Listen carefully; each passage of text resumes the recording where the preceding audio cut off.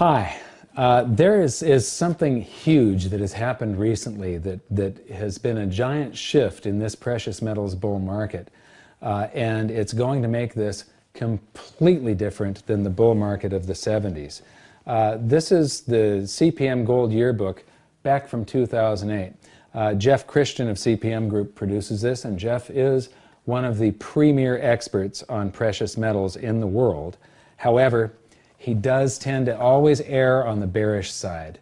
Whatever his estimates have been during this entire bull market, the following year, he's underestimated where gold is going. And here, this is official transactions, and that means central banks' sales or purchases. And you add up all of the different purchases and sales, and you see whether it adds up to net sales, which is a negative number, or net purchases, which is a positive number. And so the zero line is where nothing is happening. But the big thing here is that 1971 until 1980, basically the central banks were selling the whole time. They weren't buying. And then we've got the bull market of, well, we've got the 90s. This is a manipulation going on. Then we've got the bull market of the 2000s here. And there's always a projection. So this is the 08 yearbook, and it has the gold sales for 07 and then a projection for 08. And the projection here is that they were going to sell about 13 million ounces. And then you go to the 09 yearbook, 09, and the numbers are now in for 08. And in 08, it turns out that they only sold about 5 million ounces.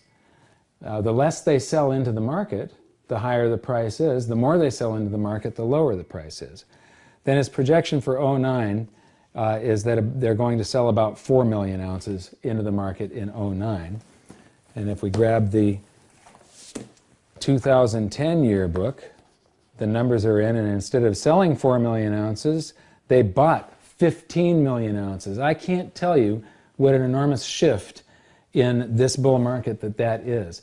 That means that governments around the world are starting to distrust the dollar, that they're starting to panic. They have, you know, it's when one country blinks, that's when this whole thing is over with. This means the dollar is toast eventually. And this is only 15 million ounces, and that doesn't include suspected buying by Iran and China and several other countries that have been buying under the table, and they don't have the official numbers because they don't report them to the World Bank and the IMF and so on. But you know, here's one of the experts. He's just reporting data, but this bar here where it's a 2009 projection or 2010 projection, we've got it about 9 million ounces. And I have a feeling when this data comes out in just a couple of days, it's going to be released 4 days from now, we'll have the 2011 yearbook. This is probably going to be up near the top of the chart or maybe off the chart. I don't know. What I do know, though, is that there's news headlines about Iran accumulating gold and getting rid of dollar reserves.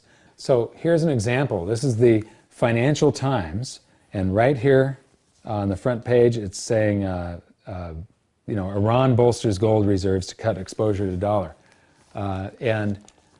This isn't officially reported. This ends up being reported by the news media, not by the IMF, the World Bank, the World Gold Council. So this is the big game changer. It's something that I've been waiting for quite a while. You know, and I don't know how long this bull market is going to continue to go, but I do know it's going to be the greatest bull market in history. Thanks. There is no culture or country or currency that is safe from the US dollar. If the US dollar catches a cold, it is contagious. And if it catches a cold, the rest of the world will get sick. Except this time, I don't think it's just a cold. I think the US dollar has cancer. This isn't going to be pretty when it happens. I am not an end-of-worlder or a doomsday guy. All you can do is play the hand that you are dealt. And if this does happen, and I believe it will happen no matter what we do.